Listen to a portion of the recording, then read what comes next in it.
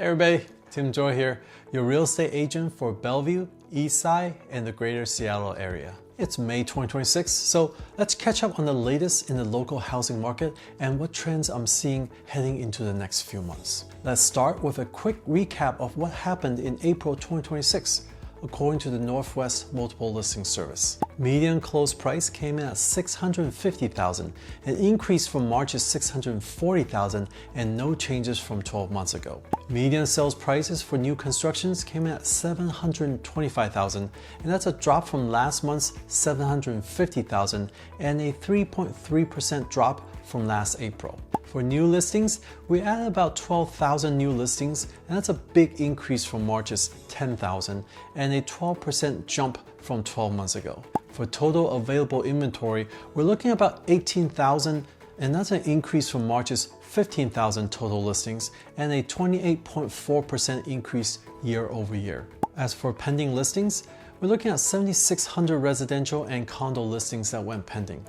And that's a slight increase from March's 7,000 and a 2% increase from a year ago. For month of the inventory, which is how long it takes to sell every home that's active in the MLS inventory, we're looking at 3.27 months. And that's an increase from March's 2.78 months and a 33% increase over 12 months ago. A neutral market should have 4 to 6 months of inventory. So that's a market update. What do all these numbers mean? Where's the market heading to? Before we start, full disclaimer, these are just my personal opinions and not financial advice. So with that out of the way, let's get into what's going on with the market. Looking back at April's activity across the 27 counties covered by the MLS, the biggest story continues to be rapidly rising inventory.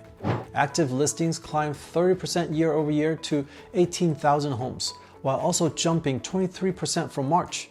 This marks several straight months of significant inventory growth and signals a clear shift away from the ultra-tight market conditions of recent years. Buyer demand, however, is not keeping pace.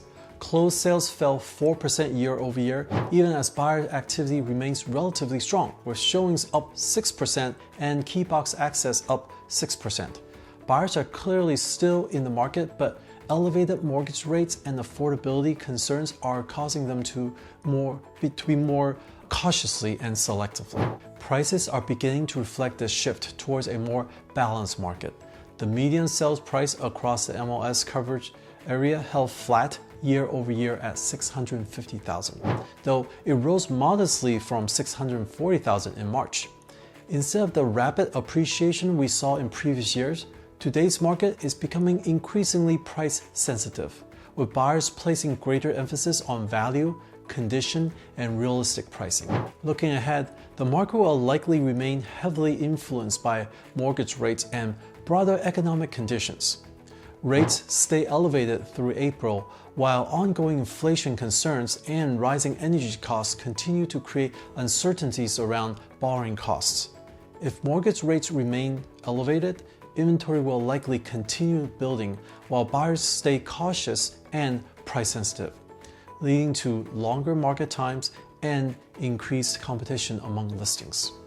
If rates improve meaningfully, we could still see periods of stronger buyer activity, but based on the trends developing since the beginning of this year, the market overall appears to be moving towards a more balanced and normalized environment, rather than returning to the intense seller-driven conditions of recent years. So what do all these mean for buyers and sellers? Well, for buyers, this market is creating more opportunities than we have seen in quite some time. With inventory levels rising and competition easing in many areas, buyers have more choices, more time to evaluate homes, and more leverage when negotiating price, inspection items, or seller concessions. The biggest factors remain affordability. So financing strategy and monthly payment comfort continues to be key considerations. For sellers, the market now requires a more strategic approach. With significantly more homes competing for buyer attention, pricing correctly from the start and presenting the home well have become increasingly important. Homes that are move-in ready and align with current market expectations are still attracting strong activity, while listings that are overpriced or not well prepared are more likely to experience reduced activity, longer days on market, and the eventual price reductions. And if you're thinking about making a move, whether buying or selling, let's connect. I'd love to put my experience in the Seattle area market to work for you and guide you through the opportunities we're seeing right now. And that's all for now. If you enjoyed this update, please hit that thumbs up, subscribe, ring that notification bell, and share. Good luck out there, and I'll see you next time.